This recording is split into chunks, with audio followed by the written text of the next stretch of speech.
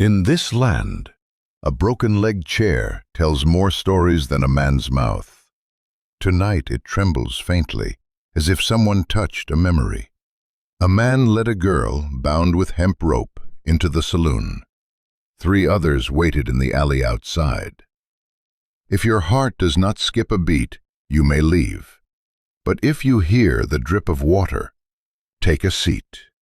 The prop chair sat against the right-hand wall. One leg broken, braced by a red brick veined with a crack in the shape of a V. Dried mud clung around the edge of the brick, a heavier layer where it touched the ground, as if a storm had poured through here and left halfway. The chair had been pushed into that corner long ago. The wood backrest, polished by bodies once leaning, but that place was cold now. No one sat. When the door opened and wind came through, the chair shivered slightly, then stilled as if it wanted no notice. I sat 3 tables away, my back to the opposite wall. A metal cup before me held a ring of pale yellow water. The staleness of sour yeast and stove smoke stuck to the tablecloth, slicked to the hand like cold grease. The barkeep reached under the counter, pulled out a dull razor, scraped it against the rim of a glass. The sound was thin, rasping the ear, stretched like a wire. When done, he flicked the rust speck into his palm, rolled it into a grain, blew it away. The blade tapped the glass bottom with a short knock. He looked at no one, just tilted his head a fraction toward the door. I did not turn quick. I looked first at the braced chair. Few glanced at it twice. Whoever passed by edged their body aside as if avoiding some sacred relic, but no one spoke of it. On the wall behind the chair, an angled nail was driven. Nothing hung. The wood around the nail peeled paint into a faint oval, like the shadow of something once removed. By the stove, some pot simmered low. White foam bubbled, rose, and sank like short breaths. The fire fed on scrap wood and a few husks of corn, with a thin, scorched smell. The barkeep poured more water. The lid shifted a slit. Steam slid out, carrying damp ash scent. He laid the ladle across the shelf, its tip touching a chipped tin plate, leaving a dull note. The door eased open. Before the wind came, dust fell from the lintel. The man stepped first, hat brim low. Collar of coarse cloth raised, edge of coat crusted white like dried salt. His left hand led a girl, a wrist tied with an old hemp cord, not tight, just 2 loops, the loose end brushing the worn brick floor. His heel touched a patch of mud, dragging a thin trail that broke at the braced chair's leg. He lowered his eyes, but touched neither chair nor brick. A small shift. His right hand slackened the hemp cord around the girl's wrist, as if to let her step natural. She did not pull back, her shoulders straight. The wind died as if throttled. The door left ajar. I heard a horse pawing, the far step outside. Steady, slow. Its tail shadow swept the strip of light near the floor, gone quick. Inside, someone drew tobacco, the rustle like crickets biting leaf. Someone swallowed dry, louder than the stove. The girl's eyes scanned the saloon in a short circle, as if measuring its size. Her gaze did not rest on anyone longer than a beat. Her breath not heavy. Her hands darker than her neck. Old rope swellings marked both wrists, faded from swelling. The cord in her hair brushed her nape, leaving a gleam like rope, dragged across wood often. She touched nothing, her fingers loose by her dress. One finger skinned at the middle joint, not fresh. The man raised his hat, tapped it once against the door frame, as if asking leave of the house more than the people inside. An old act, rarely done now. The barkeep half lifted his eyes toward the razor, not at the man. But his hand pulled two of the cleanest glasses from among the unclean. Placed side by side on the counter, spaced a hand's width apart, he wiped their rims with the same rag he used to scrub tables. But this time, slower.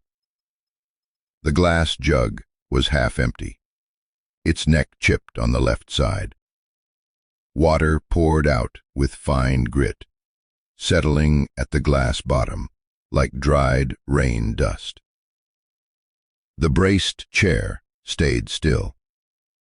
A thin draft from the door was enough to stir the rag hanging by its hook next to the chair, its torn edge stitched with white thread, two crooked crosses. The rag brushed the chair back, then dropped again. The man glanced there, his eyes unchanged. But I saw a habit. When he measured a thing, his eyes did not blink. Brows stayed even. Only the muscle at the temple ticked faintly, like gauging distance. Both his arms hung loose. Slid easy. I drew it closer with my middle finger to keep it from spilling, habit of a man used to sitting alone. No one asked, no one greeted. Here, words like, "Where you heading?" or "Where from?" were seldom spoken unless seeking trouble. The razor lay crosswise on the counter. The barkeep shifted grip on the glass. Other hand pinched the razor, eyed its edge. He saw a nick, no frown, just laid it in a shallow wooden tray among loose nails, a patch of leather, a pile of debt notes, the top slip stained with oil, words blurred, only 3 still legible, "have received." He shoved the tray deeper, elbow brushing the counter edge, leaving another smear. The man pushed the door wider, its hinge whining faint, as if someone choked a cough. The girl stepped fully in. Her hand, without thought, touched the cord in her hair, tightened the knot 1 notch, then let go. 2 hemp strands stuck a moment, snagged in her hair, fell. Her face showed nothing of being lost. Her eyes sought no shelter, nor dared. Like one who had crossed too many rooms alike, knowing where the floor slicked, where nails waited, a child passed close by the counter, arms full of wood mixed with ash, feet in torn sandals. He leaned aside to avoid the girl, not from fear, but from habit. The child set the bundle by the stove, laid a few corn husks on top, then stepped back, asking for nothing. The barkeep gave a nod, very slight, a nod only the familiar would notice. The boy vanished behind the frayed cloth curtain. Only then did I turn my head fully. The man had a thin crack at the corner of his lower lip, dry. His right palm bore an old cut running across, healed, but leaving a pale thread-like string. The joint of his thumb was swollen, the mark of one who grips reins often. The right flap of his coat stiffer than the left, its edge as if something once clung there and was torn free, leaving a pull mark. On his belt, a knife with a worn bone handle inlaid with iron dots, one dot missing at the lower corner, the blade clean. The girl stood a little angled inward, far enough that their hands would not touch unless meant. Her left ear bore an old piercing, empty. Beneath her collar showed a dark cord, maybe for a small pouch, though no pouch was seen. Her collar was coarse cloth, little stretch, washed many times, frayed at the edge, patched with thread, just off shade. She drew breath in, cloth, lifting slight, then let it out slow, without sound. I heard a broom outside sweep the porch, strokes quick, pause. The saloon stood. Brushed his coat hem of dust, eyes sliding across the newcomer, pausing one beat on the hemp cord at the girl's wrist, then moving on. He lifted his chair, dragged it back, its legs carving a faint white streak on the floor. The braced chair no one touched. It lay still, like a stake, marking where floodwater rose the season before. The barkeep slowly set 2 glasses on the counter. No call, no gesture of invite. The glasses stood, the water stood. The man had not yet moved closer. He tilted his head a little, as if hearing some sound inside the house, not from the street. I heard it too. A very small noise, like a pin dropped on leather, then gone. The room drew in, as if its sides pulled half a finger's width closer. The girl then lifted one finger, touched a crack in the doorpost wood. Her finger smeared with mud, filling the crack, showing it black. She drew back, looked at the dirt on her skin, did not wipe it. A small act, but of one wanting to mark a line. I looked at her wrist. The old rope marks faded on the inside, clear on the outside. A pale red band like one left from wearing a rough brick bracelet too long, rubbed raw, then gone. But the sign remained. No one mentioned the sky. No one asked the road. The door still ajar. Wind did not enter, but old rain still clung at the brick under the chair, spreading a small ring, then drying. The chair said nothing. It only held its corner, empty, pressed against the wall, as if saving space for one who would not return. I lifted my cup, drank one mouthful, the warm water sinking into the gut like a delayed memory. I set it down, my nail tapping the rim without meaning. The sound rose and died at once, like a word half spoken. The man stretched his right hand to the doorframe. He did not close it hard, only pushed it slow, to keep the hinge from groaning. The door slid over its worn threshold, stopped before the latch touched. A coin's thickness left between. He held it there half a beat, then let go. The door drifted shut a little further, equal to someone's breath let out against the wall. When its edge touched the frame, the echo was small, like a grain of sand falling on dry hide. No hand clapped, no mouth curled. The room returned to the pots bubbling and the smolder of ash. Only difference was now, every eye that passed turned from the braced chair more sharply, like travelers, avoiding a shallow pit still slick. And I, for no nameable reason, I would recall its sound when needed. The door was shut, not from fear of noise. Perhaps so the chair in that corner would not be roused. It needed to stay a while longer. Then maybe. They chose the last table, backs to brick. The table low, its surface warped by long water seep. 2 cup rings overlapped like 2 dim eyes. Beside it, a nail driven near the floor snapped halfway, its point jutting. Careless cloth could tear there. The brace chair lay half an arm's span away. Pressed into its corner, its broken leg leaning on the red brick, cracked like a scar that had skinned over. No one spoke of it. No one looked straight at it. The girl did not touch the table. Her fingers rested on her dress hem, hiding the chipped nail. The hemp cord in her hair brushed her nape, its fray tickling with each breath, the knot slightly off, its end twitching like dry grass. Her wrist bore 2 faded bands, the outer darker than the inner.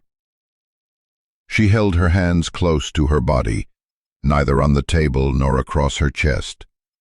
Standing or sitting, she kept cloth from lingering against anything more than a beat.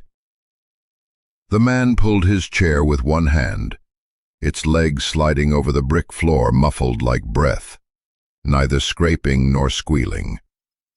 He sat angled his body to shield her from the draft, but not from sight. His hat laid brim down on the table.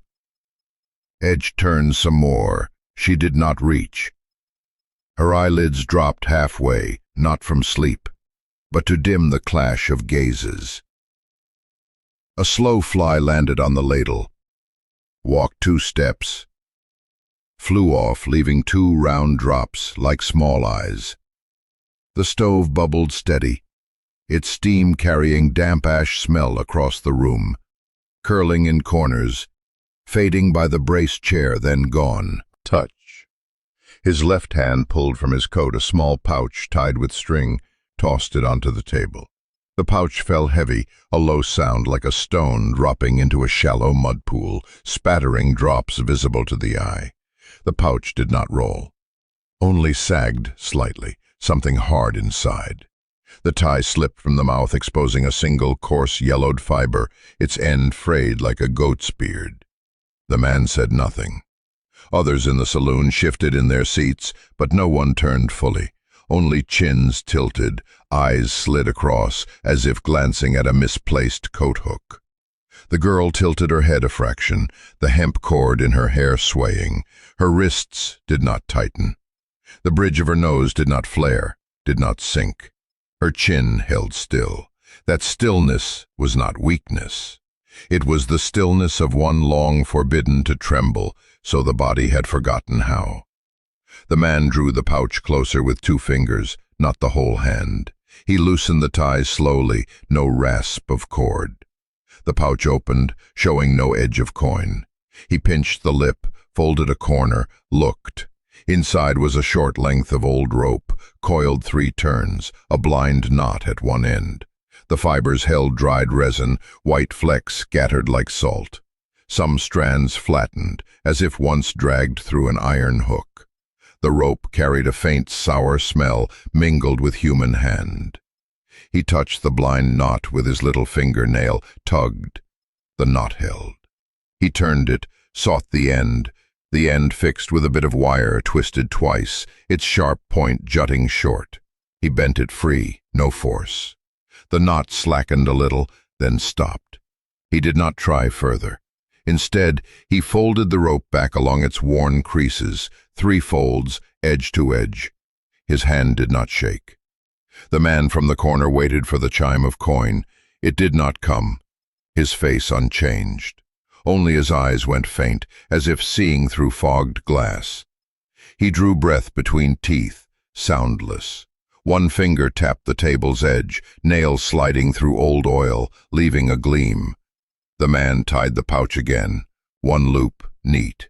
He lifted it, slipped it into the inner coat pocket, the stiff side where something once stuck. No question, no return, no asking leave. 2 fingers smoothed the coat closed. The act of stowing something not to be touched again. The barkeep did not step in. He was wiping a 3rd glass, now slower, as if waiting on others to set the time. The child peeked from the curtain, saw the man's hand tuck the pouch inside, then withdrew quick, not letting the cloth stir. The braced chair in the corner did not tremble, but the rag above it shifted faintly, as if touched by thin air. The one who had thrown the pouch parted his lips, but no word formed. He looked at the girl, not long. She did not answer with her eyes. Shifted one notch. Not colder, not warmer, just pressed. The pot's bubbling sounded deeper. The ladle set on the rim thudded heavy, like on rib bone. At another table, dice lifted, rolled in hand, then set down, not thrown. The barkeep turned the jug, set its chipped neck toward the wall, hiding the flaw. The man pushed his chair back an inch. No sound. He set a coin on the table edge, not for the one with the pouch, for water. The coin struck wood softly, stayed. The girl rose after him, unhurried. At last she touched something, the edge of the tablecloth. With 2 fingers, straightened its skewed fold. No reason. Only unwilling to leave fabric crooked. The man in the corner stepped aside, gave way. Under his boot the cigarette ash broke into 2 fine lines, parallel like grooves, ending at the table leg. He spoke no word. His shoulders dropped a fraction, like birds on a wire folding wings at a wind shift. When they turned their backs, the whole room watched. Not turning heads, only eyes. One lifted a glass but did not drink, set it down with a hollow knock. Another adjusted his gun strap, the leather scraping its ring with a stray bright note. The barkeep blew once across the ladle, for nothing. The breath cooled nothing, warmed nothing. The door opened. Street wind slid in, not strong. Enough to lift the old rain smell from the broken chair's foot, the damp earth clinging to the red brick, pulled from wall crevice, carried back to the porch. That smell mixed with iron cold, the cold of horse tack and forgotten chain. A fleck of dust rose, caught light, dissolved. On the step the girl's shoe left a water print faint as a pattern, smaller than the man's by half. The man touched the door edge, pushed it wider, as if to make room for something unseen. She walked close to the inner side, keeping her dress hem from brushing anyone. The hemp cord in her hair scraped her collar, a faint twang like an old string struck by mistake. The child peered again from the curtain, saw her shoulders level, not bowed. Outside, the bell chimes did not sing, only rasped once, then stilled, as if a finger pressed between them. The sky mixed sun and cloud, unclear. On the step, old mud cracked into squares. A drop from the eaves struck the center of one square, splitting it like a fork. They passed the braced chair, did not pause, did not glance. The brick beneath it darkened, wind having swept the damp through. The nail above caught light, lost it. The chair asked no one's road. It held its corner, like an old one pressed to the wall, yielding passage, when a houseful carried business no one else could bear. On the street, hoofbeats somewhere quickened. A boot tapped twice on the step. Inside, near no one breathed. I stood a beat later, eyes sliding over the table they had left. The coin remained, the water glass still full. It had lain a faint dust shape like a leaf blade, fading as the wind moved in. The barkeep lifted the coin not into the usual drawer. He set it in the wooden tray with a razor, beside loose nails and a patch of leather. His finger brushed the nicked blade, pulled back, watched a red line rise then fade.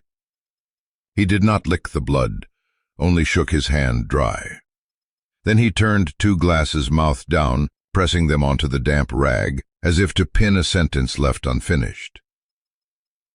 I walked out after them, not too close. The step creaked, with a sound half hidden, as though kept in reserve for the one leaving last. The old rain smell stretched a little longer, clung to the coat hem, then gone. The cold outside was not the cold of snow. It was the cold of metal, of gun butts stored in scabbards all season unused, of barn locks hanging loose. The girl pulled her coat hem across her wrist where the old band mark lay. The man did not reach to help. He walked on the wind side, shielding without fuss, so she need not bow. Behind, the saloon door closed slow, The hinge touched, gave a small cry. That note split free from stove and glass, sharp as a needle finding a taut thread. In the doorway's shadow, the braced chair settled back to its place in the room, a corner left behind, holding what no one named. The saloon returned to its habits. Only now, in every eye, the space just opened bore a fine line, stretching from the last table's edge, across the dark brick floor, skimming the broken chair's foot, to the threshold. The line had no color, but if one bent low, one could see it spark for a breath, like four motes colliding just right, then gone. Here they call such lines unsaid roads. And whoever sees them knows, from then, steps must soften, words stay short. A story had shifted measure without striking a bell. In this house, that was proper. Outside, the alley narrowed like a crack between stone teeth. Dust clung to the brick edges, dry, a breath of wind enough to lift it like sifted ash. 3 men blocked the way, not in line. One off-center, one angled, one half in the porch shadow. Their coats black with sweat shine, leather belts old but fastened with new rings, boots dusted pale, like chalk. Guns not drawn, only their loops shone. The nearest raised his hand, finger pointed at the girl. It trembled, the tremor of anger caged too long. A vein in his neck jerked like a plucked cord. No one spoke. A dog at the street's end barked once, then stopped. From the eaves, water dripped slow thud, its cord tail twitching once, then lying still like a dead snake. He drew the girl half a step behind, not a stance of hiding, only moved her out of the straight line of 3 stairs. He stepped forward once. His eyes stayed level, not fixed on any one, as if looking through them toward what lay deeper in the alley. The pointer lowered his finger, then raised it again, unwilling to lose the mark. His glance slid to the pouch. His boot edge touched its shadow, not the pouch itself. His weight shifted heel to toe, ready to spring. A small nod fell down his shoulder. The 2 behind understood, but did not move yet. They watched the roof edge. They waited for another cue. Here, more than guns, rhythm ruled. The girl held still 1 beat, her hands close by her sides. The cord in her hair touched her collar, the knot held. I saw her wrist tense, then release. Her thumb pressed into the hemp, leaving a shallow groove. No pain, only to prove the skin still felt. Her eyes skimmed the space between pouch and boot tip. They stopped there, 1 breath. The one in the porch shadow ran a finger down his nose, brushed away dust.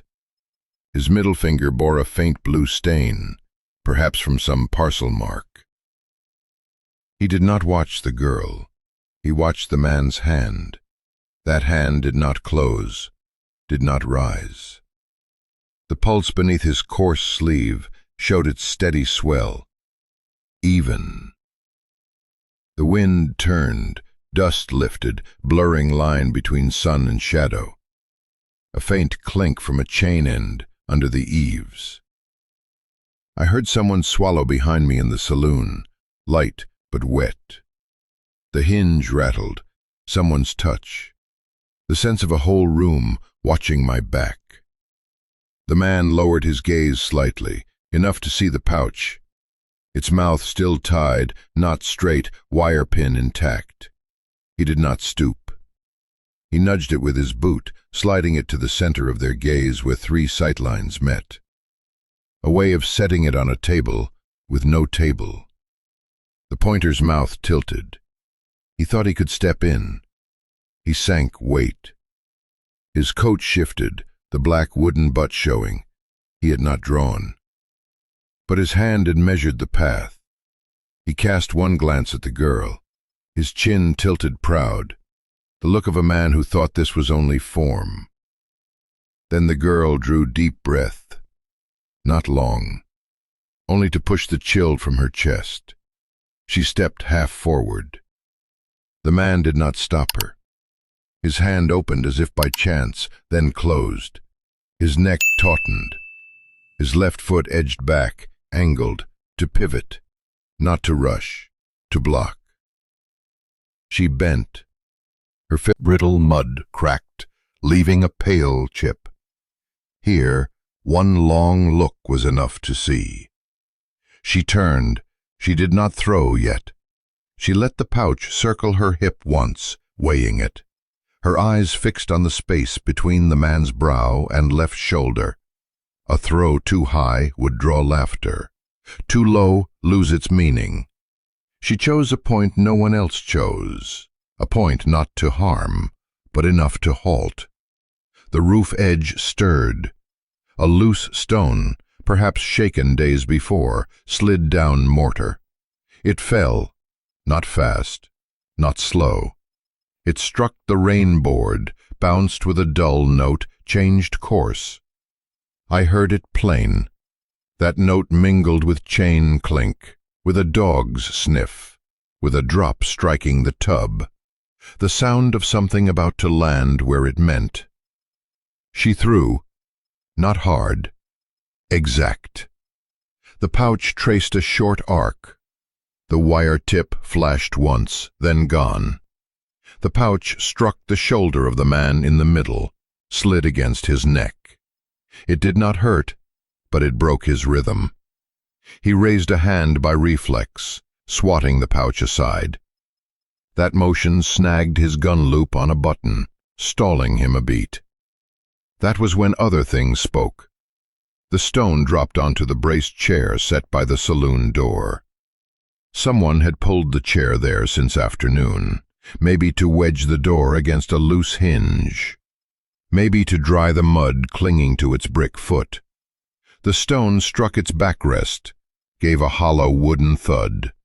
The chair shook lightly. The brick beneath shifted once, then held firm. The vibration carried across the porch, across the mottled brick floor, through the bell's brass loop, into someone's chest bone.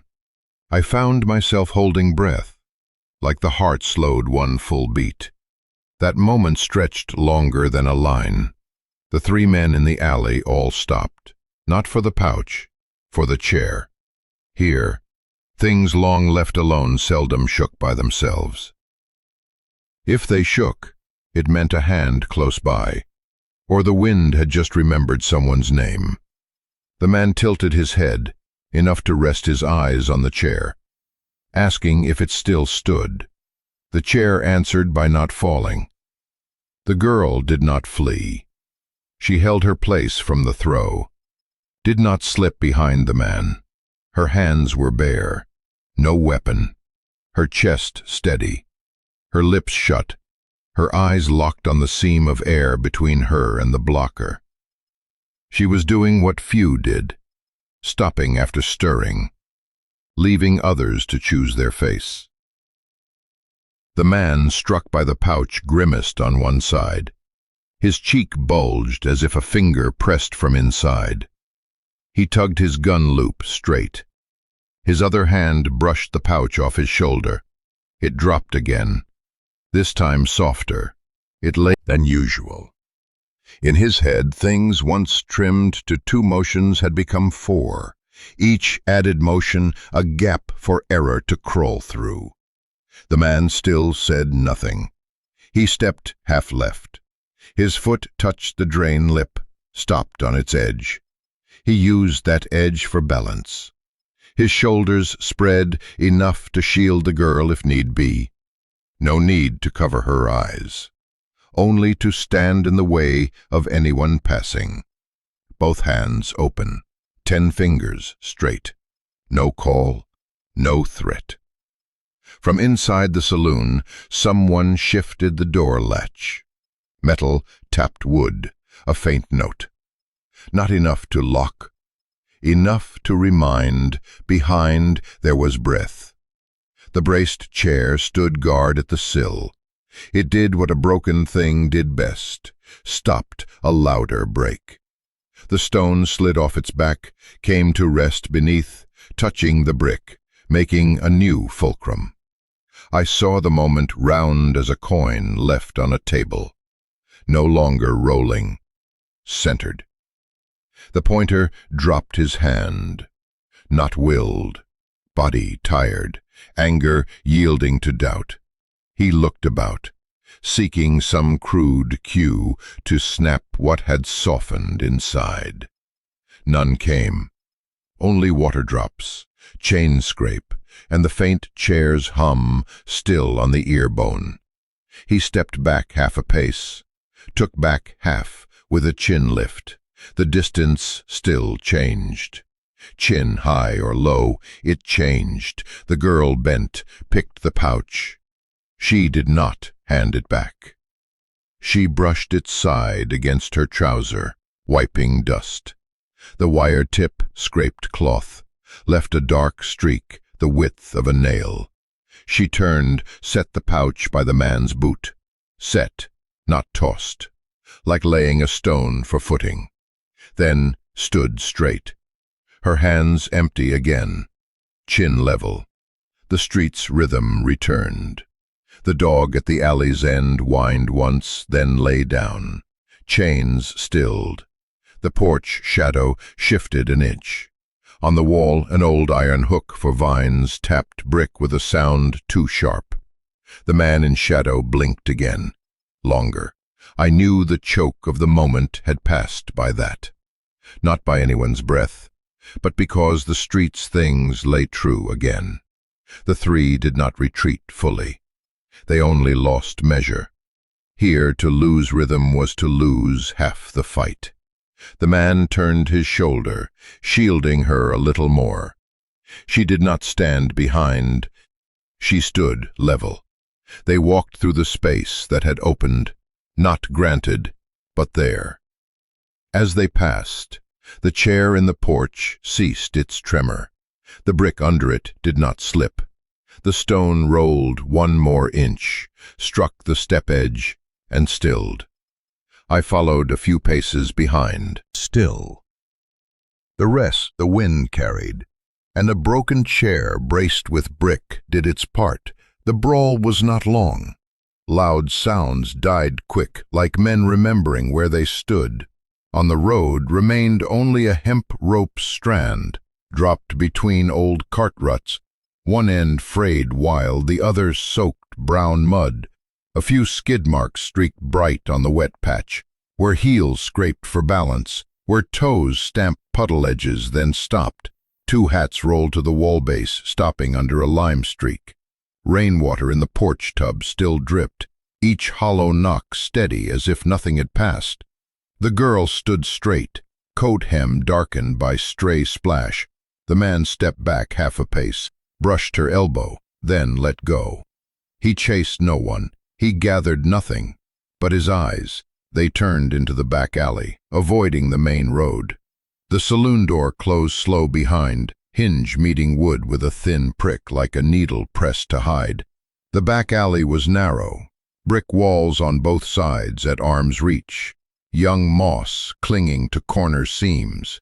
The yard within was strewn with ash, fine gray mixed with unspent coal, the scent of smoldering wood clinging to collars. On the line hung a thick drab towel, its drip falling straight into a bucket under the eave, each drop a circle, then gone. No one spoke. Steps slowed a shade, like those afraid to tip something sleeping in the middle of a room. The wind in the back alley was not strong. It slid along the wall, through cracked mortar, carrying the smell of old iron from a padlock left unused on a barn door. That door was open a slit, the width of a coin. Someone had piled dirt at its base so it would not close. Near it, a zinc basin lay mouth down, dent-shaped like a nail-head. A broom leaned against the wall, bristles worn one side, the habit of a single hand. The man stopped where the ground was dry, his heels not touching the black ash patch. He turned half about, looked at her wrist. She pulled her sleeve back, not to show, to keep the wind from pressing cloth against raw skin. The scar showed, a small ring, slanted, as if someone had forced her wrist against a brick edge and bound it, long enough for skin to keep the shape. The scar darker than her skin by one shade. The circle not round, warped to one side, same as the brick edge under the braced chair in the saloon. The chipped edge that left a mark never closed. She laid her wrist on her other palm, exact to one breath. No groan, no bite of lip, only set the scar on the warmest spot. The man looked, then looked away, as if not to press it further. He pulled from his pocket a square of folded cloth, not white, not clean-smelling, once used to wipe gun grease. He held it out. She did not take it. He did not press. The cloth stayed between them, in the air, a faint stamp to read its print. The ash clung as a pale ring, then fell, grain by grain, dusting her shoe. The act did not heal. It only marked the border. She lowered her sleeve, cloth brushing the scar, once, then still. Outside, the main street still held voices, faint, words unclear. A cart shifted its weight, wheels screeching on wet stone. They did not look back. In the yard, water kept dripping into the bucket, each drop alike, like an old clock that belonged to no one. The man looked down. A pale puddle, flat surface, its bottom lined with ash sediment in a rough circle. At its rim, a pebble the size of a fingertip showed. Light brown, worn smooth by boots. He bent. His finger touched it, testing damp. The pebble was cold. He lifted it with 2 fingers. A drop of water fell with it, touched his knuckle, ran into his palm, and vanished. He did not throw it away. He turned it once, found its flat face. The stone bore a curve, like a chipped cup rim, half round, half broken. He slid it into his inside pocket, where the rope pouch lay. The pebble tapped fabric with a sound faint as a nail on tin cup. A small act, unexplained. But from then, his gait changed. Shoulders opened, no longer half-turned to shield. He stepped a half-pace ahead, then slowed, so she walked even, not behind. She looked across at him, not behind him. Her eyes asked nothing. Her hand left her coat hem, free as she passed the wall's jut. The cord in her hair brushed her shoulder. Sound, faint as a slack string plucked wrong. The wind carried ash across their faces. Grit touched their lids, then gone. On the wall, faint soot letters overlapped, unreadable. They crossed the ash yard to another low eave. There hung a row of tin cans, bottoms punctured, perhaps once for catching crabs. Wind made them strike, clink uneven, now touching, now missing. A lean cat lay on a sack, eyes half open to watch shapes, unmoving. Beside it, a basket of dry corn, husks still clinging, yellow silk trailing like the beard of the old. The man passed the hanging lock, brushed it. It did not click. Only to test if it still remembered hand. It was cold. He drew back, fingers closing, holding heat to the back of his hand, as if fearing the chill would freeze the words forming. Fold the edge neat. The scar no longer dust white, ash gone. The ring lay bare, firm. Her thumb traced its rim, not the center. Her other hand brushed his coat pocket where the pebble rested. Not long, as if testing for a hole, then gone. He did not look down. He tilted aside, giving her a straight path to the barn door ajar. They walked along the low fence where old wire was patched with scrap twist. Each splice a man's bend, some hurried, edges left sharp. She kept clear, not for fear of cut. For fear cloth would snag, force a stop. Her hand touched a post, its top marked by a hammer dent, shallow, not round. A name once cut there, erased by rain. The alley led to ground behind the stable. Soil warmer, near dung heaps. The smell not foul, only heavy. Boards leaned in a slant, forming a fence row. Beyond, another rail led back to the main street. A small gate chained with a thin link, 2 loops stretched wide, could be undone by hand if one risked rustbite. The man raised his eyes, not to the main road. He stopped at the gate, hand on the chain. He did not pull it. He looked toward the ground leading to another narrow lane, a way none took unless they knew. She waited, did not step first, did not urge. Between them, the bucket still counted to 10. Then again, he dropped his hand from the chain, turned from the main road. He walked half ahead, then stopped, turned back, across, one word, dry as ash. She nodded, no smile, no pressed lips. They walked across, shoulders level. This was the true turn.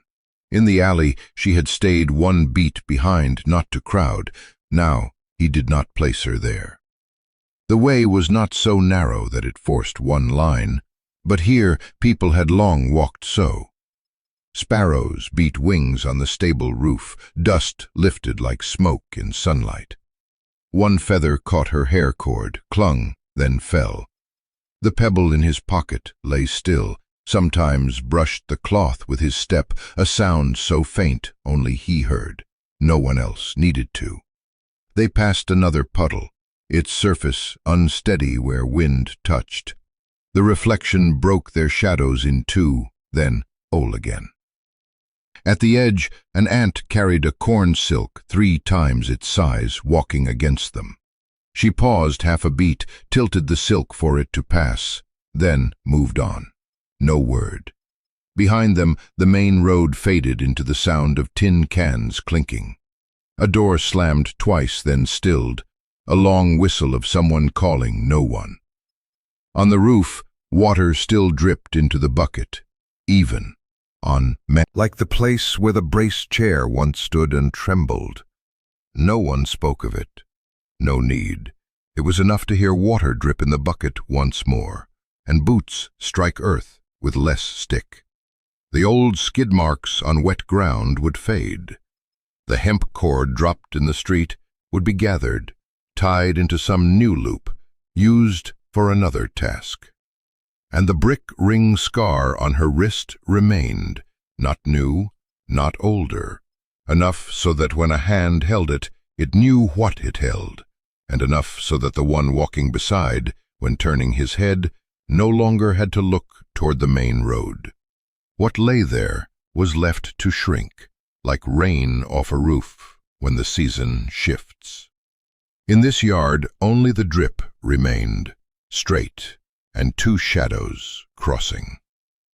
A week later, if measured by dry watermarks on the table, by new dust settled on the bent nail behind the wall, by ash smell faded 1 notch, then the braced chair no longer leaned flush against the wall. It had been pulled out half an arm. The brick, still red, cracked in a V, but turned a different face, flatter, steadier. The barkeep himself had done it that morning. I saw him slip a thin scrap of old leather belt beneath the brick, no thicker than a fingernail, to keep it from shifting. He said nothing. He dragged the chair by its side, tested its tremor, then set it down, back, no longer, against the wall. No one told him. No one asked. In the saloon, the mingled scent of cooled ash water and weak coffee was hard to tell apart.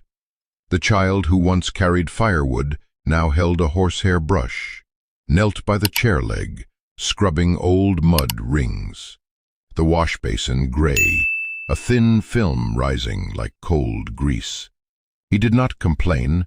His small hand scrubbed even, on the same beat as water dripping from the eaves outside. The barkeep fetched another bucket, poured clean water in. The stain thinned. The wood beneath showed a lighter tone, like skin less touched by sun. Their actions matched without looking at each other. When done, the boy wrung the cloth, hung it by the bent nail, the nail already curved. Drops fell but missed the chair. He lifted his face to the chair, then to the road. No smile, no ask. On the table beside the chair, the barkeep had set 2 cups, mouths down. Metal, their rims chipped, set upside as if to keep dust out. He turned their rims straight as a drawn line. Beside them a folded cloth, its corner stitched white. The nicked razor lay in the wooden tray, blade turned inward, not out as before. The chipped glass jug stood a hand farther from the counter's edge, as if to prevent spill, steadying the wood. A silence different than the old silence. The bent nail behind the wall still held nothing. The oval trace around it was whiter with new dust. On the floor the old mud ring was gone, showing faint knife scores once made to bleed resin, now only wood grain. Who did not know would not read it. I sat at my old table back to the far wall, tin cup cool in hand. Its sweat traced a new ring, thicker than the last. The barkeep poured without spilling. He switched hands on the jug for surer grip. When he set it down, its hip struck wood, not the cloth as usual, sounding a dry-cut note. He looked to the door 1 beat, then to the chair. His other hand pressed the razor flat, covering its nick with the thin leather strip. Not sharpening, not grinding, only hiding. The stove held fire measured, not boiling over, not dying. The pine scent less sour. The child perched on the counter edge, fingering a hemp cord he had picked somewhere. Clean, without sweat. He braided a small loop, unbraided it, braided again. The loop thin between 2 fingers, too weak to hold. He pocketed it, like pocketing a habit just learned. On the porch wall the bell rope sagged a finger's breadth. Wind stirred little. The bell little rang. A few came and went. Their steps struck the floor in short, even beats. No one sat in the braced chair. They glanced, chose another, not avoiding, respecting. The kind of respect here reserved for what had done its work. Some, not knowing, nearly sat. But the barkeep laid a hand on their shoulder, wordless. They understood, rose, moved on, not angry. Then I heard the sound I had heard often here, dry respect, neither forced nor sweetened. One pulled the curtain, looked to the street, let it fall slower than usual. Sun angled on the sill. Dust gathered for a moment around the chair, then scattered. The barkeep drew a small cloth pouch from the drawer, dropped in a few coins and a wooden peg. He slid it under the razor tray, unlocked. His left hand tapped the counter twice, short. No signal for anyone. Only to mark for himself. Here each of us had our own way to nail down events. By midday the iron chill of horse tack on the porch had thinned. Mud warmed to sun. The saloon door stayed ajar. A slit the width of a coin, as before. Wind slid through, rasping the dry hinge. The braced chair felt that tremor. A thread of draft was enough to make it shiver. This time, less. The turned brick steadied it. But still it shivered, like the heart at rest after a long road. not fully asleep. On the table beside the chair, Corn Cakes stopped, set her basket on the counter, worked her sleeve from sweat. She did not ask. The barkeep gave her the cloth from the hook. She wiped her hands, returned it. No word of clean. The cloth was warm. She looked at the chair. The chair looked at her. Her eyes snagged one beat on the turned brick. Then she tied her basket, left. From that day she lingered here more, though no one called. I drank half my cup, set it down. The surface still rippled, faint, not breaking its ring. The sweat traced a circle, steady as a coin laid flat. This quiet was not the quiet of 7 days before, less harsh, less guarded.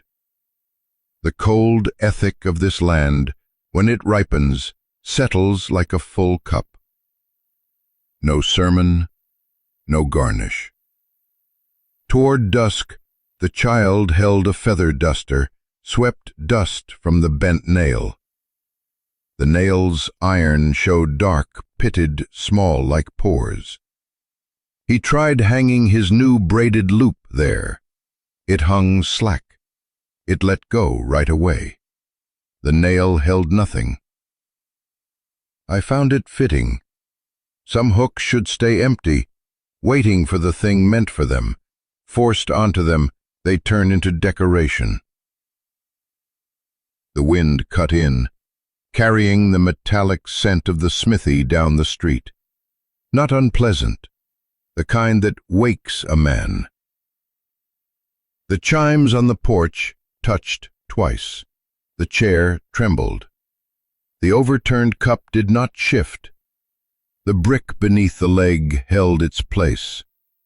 The barber looked up. His hand left the straight razor, setting it flat on the table, palm pressing it as if to keep a thin sheet from flying off. The child looked at the door, did not run. In its eyes, the tremor was not fear, only memory. A man passed outside. Boots and wagon wheels overlapped, then split apart. Voices called, words drowned, dragging like a wire underwater. The door pushed wider from the brush of someone's coat. More wind entered. The chair shuddered, its back lifted from the wall a notch, held in air. That sound outlasted the footsteps. It clung to the damp grain that once soaked mud, slid down toward the brick, struck the scrap of leather, bounced once, then settled, thin as a thread, hidden in wood. I heard it, then I didn't. That kind of sound only reveals itself to those who sit long enough in one place. It summons no one back, it sees no one off. It exists only where objects rest in their right places, angled back. Neither spoke. Both knew some things are heard without ringing. The sun slid off the opposite roof, leaving a narrow band of gold across the floorboards. It swept across the chair leg, covered the brick for a moment, then retreated. The cup stayed down. The wind thinned. The door closed further, the gap now the width of a blade. The stove breathed steady. The chime stayed still. The chair stopped trembling, but that earlier hum, I still felt it hanging in my ear bone, like a sentence left unfinished. Here such ellipses weigh more than promises. They bind no man, they only mark a faint trail for those whose feet know how to read. When I stood, the barber jerked his chin toward the 2 cups. I shook my head. He did not insist. He turned, slid the razor into its tray, pushed it in as if closing a drawer of memory. I passed the chair, did not touch, only smelled the warm wood and faint soap ash clinging. At the brick's edge, 1 grain of sand stuck where a drop had dried. I left it. Here they keep such grains in place, so that when tomorrow's wind comes and the chair trembles again, the hum will know its path. The story ends on the chair propped by a brick, one leg broken, but the brick turned to fit, the mud beneath its foot washed clean. Two cups still set mouth down. The door left ajar the width of a coin. The wind swept through, the chair trembled once, then quieted. Here they fix the small things first. Turn a brick, set a chair straight, lay out two cups for whoever will sit. No one explains, they just do. I don't know what you carry home. Maybe the scent of warm ash. Maybe the drip of water into a tin pail. Or just the sense that some chair in your life was pulled out of its corner. If you wish, leave a single line. Name the detail that stayed with you. A hum, a streak of mud, a brick turned. The rest, let the wind finish.